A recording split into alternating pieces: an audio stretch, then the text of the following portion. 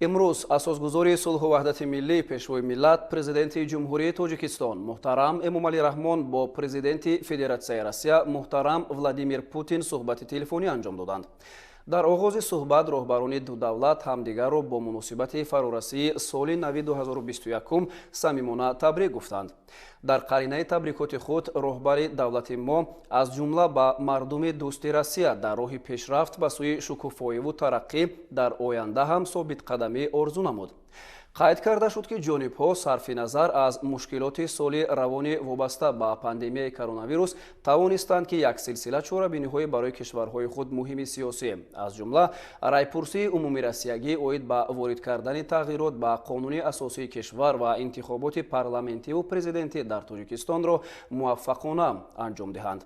در این ضمن همچنین اهمیت چاره‌بینی‌های بخشیده به جشن 75 سالگی غلبه در جنگ بزرگ وطنی که افاده‌گری همدلی خلق‌های دو کشور می‌باشند قید کرده شد.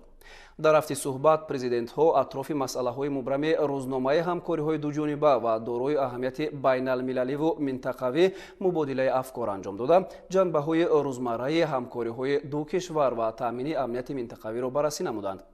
در انتهای صحبت پیشوای ملت پرزیدنت جمهوری تاجیکستان اظهار باوری نمودند که سعی و تلاش‌های مشترک جانب‌ها در سال نو نیز نتیجه بخش خواهند بود.